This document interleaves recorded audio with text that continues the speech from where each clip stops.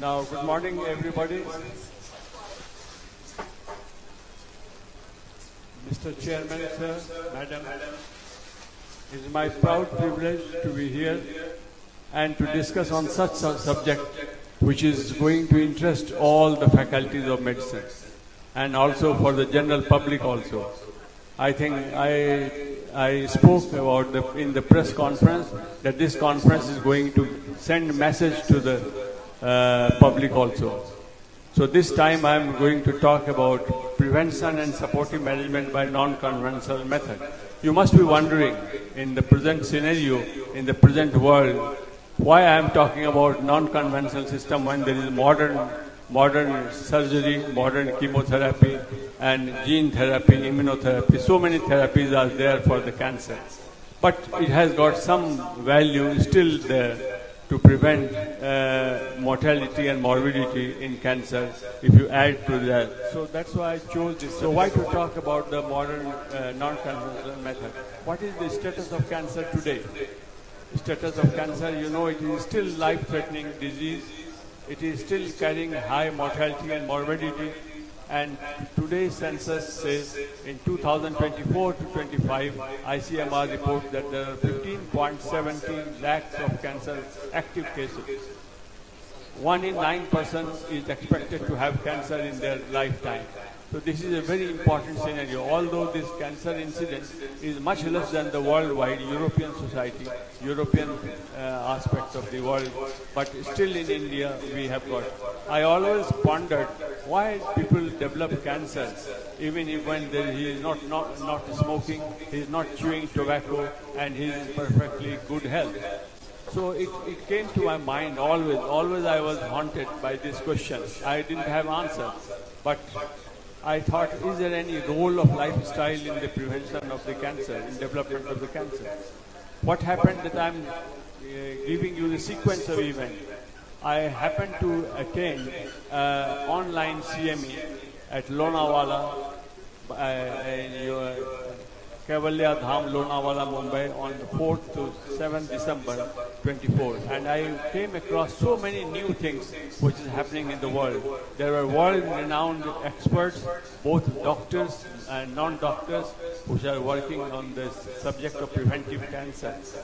And I came across such important information that I decided that I'm going to speak on this subject in the IMA or whatever the conference comes. So, does it really help? There's a question comes in mind that in spite of all these things, does it really help? Because there was a lot of question recently in the press. It's all bogus. But I'm going to tell you 3 examples, 3 case histories. One is number 1 case history is about Dr. Professor David Servan-Schreiber. He was professor of neuroscience at the Pittsburgh University, USA. He migrated from France to USA, and he was so much involved in neuroscience development. He's a medical doctor, and he worked. But ultimately, what happened? One fine day, at the age of 39 years, he developed some symptoms and he was detected to have a brain tumor. He was very, very nervous that how come I developed this brain tumor.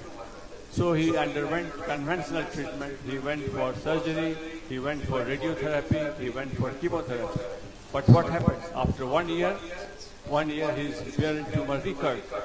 Number 2, I'm talking about giving you example of Dr. Bill Fair.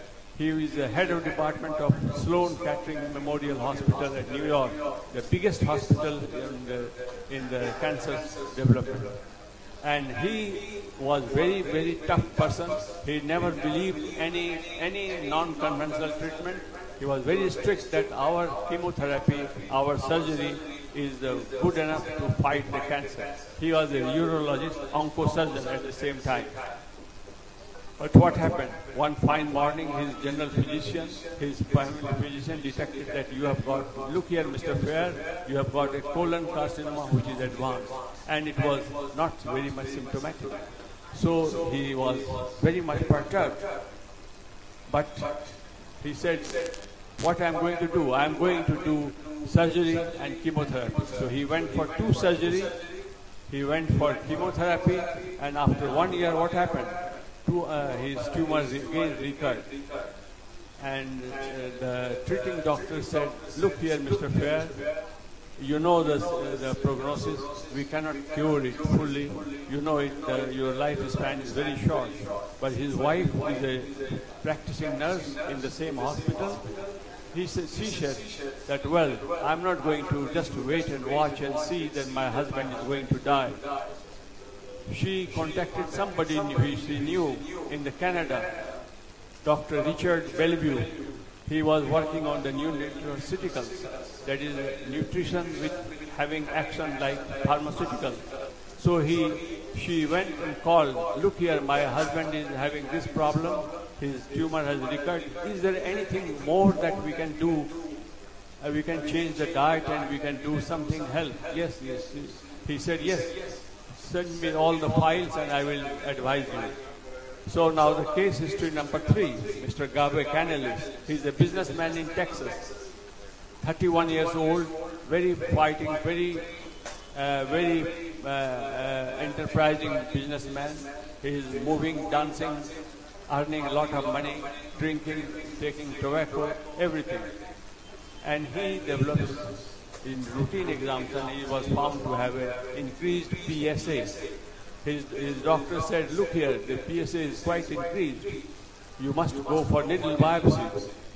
I said, okay, but is it going to pain? Give me pain. He said, no, just needle biopsy is a very small thing. But he describes, I read the history. He described, oh God, it was just a lie. It was quite painful. Ultimately, after the report came, it showed early cancer. And his consultant oncologist said, you must go for a complete removal of the prostate. This is the only treatment. He said, look here, I am 31 years old and I am having a very active life. Why should I go for surgery and suffer from impotency and urinary incontinence at this age? He was unmarried still. So he said, no, I am going to consult another fellow. Another consultation, onco surgeon, they also advised that no, you should go for surgery. He was not such happy. He went to the Sloan Kettering Memorial Hospital in New York, he consulted. He said, look here, it is very early, we can do active watching, active surveillance. I said, what active surveillance? Active surveillance, I will be just sitting tight and watching my disease to grow. No, I want to consult somebody else. So he went to the Stony Brook University, Winthrop Hospital, and he said, look here, Mr. Canales, you should do complete lifestyle change, no surgery at this moment, and see what happens. So he was advised, and he went for complete lifestyle change, and he is much better, he is still alive, and cancer has not grown up. And he made a foundation, NGO foundation called Blue Lips, and that is a non-profit organization, and it is going to help all the cancer patients for the non-conventional method.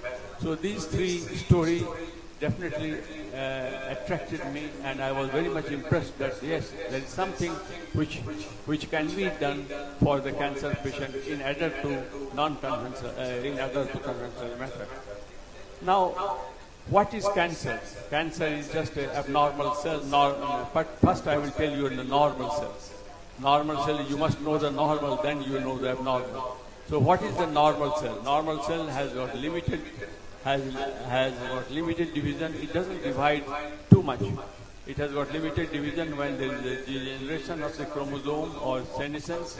The natural way God has given the property to apoptosis, and there is a natural programmed cell death, and there is no remains of the inflammation.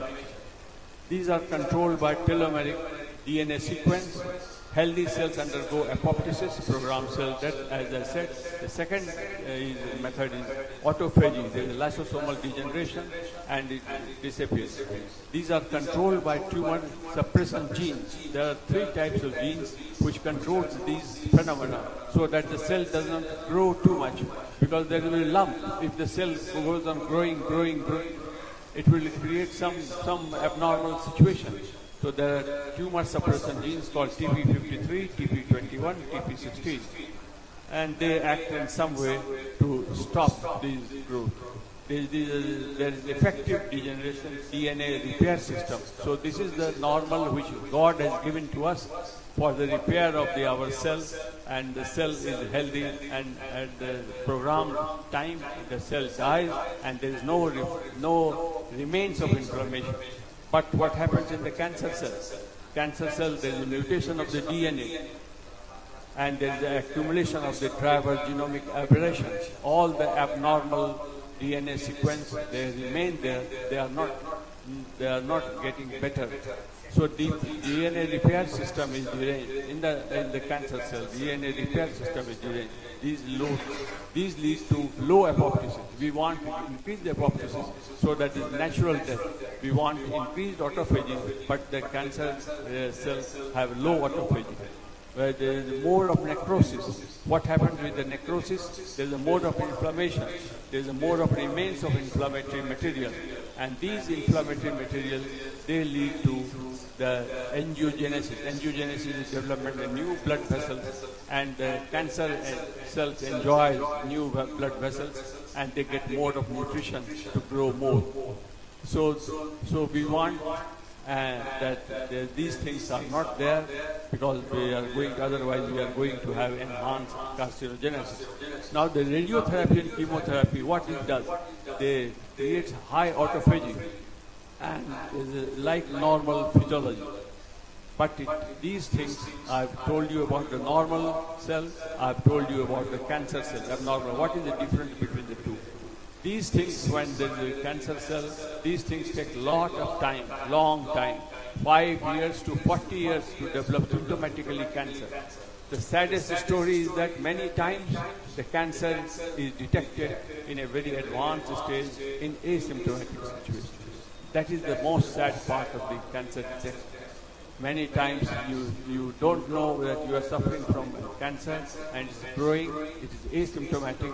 Many times ovarian tumors, ovarian cancer is asymptomatic, highly asymptomatic. I know 3-4 cases from Bhagalpur to Calcutta and my patients that they had detected ovarian cancer in very advanced stage.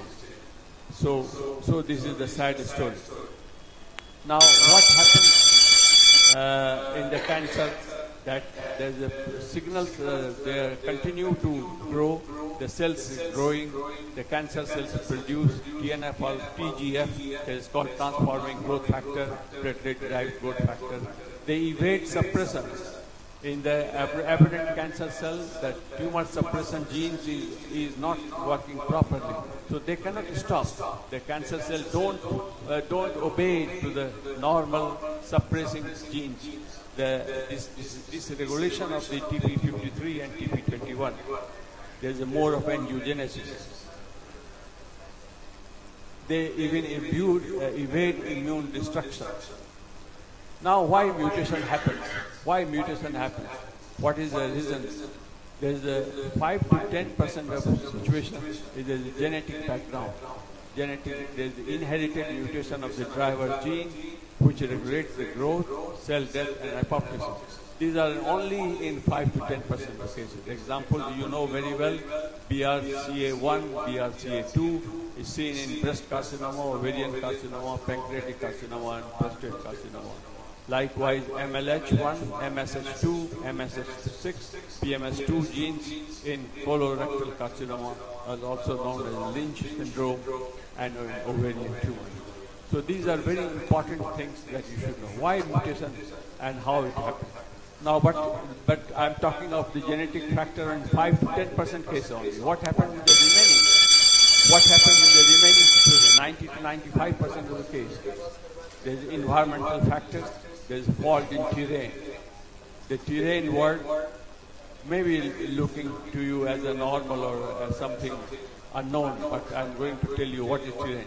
In the background of the family history, this terrain is very important. If you happen to know the Tibetan medicine, they believe strongly that faulty terrain is the cause of the disease, is responsible in 90-95%. What is terrain? Terrain is your stress of life. Terrain is your abnormal psychological problem, cancer-prone personality.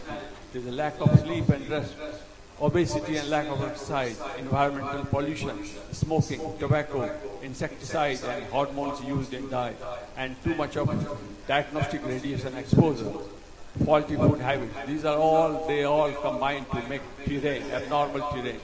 These lead to aberrant cancer, chromosomal derangement, and these lead to the cancer growth.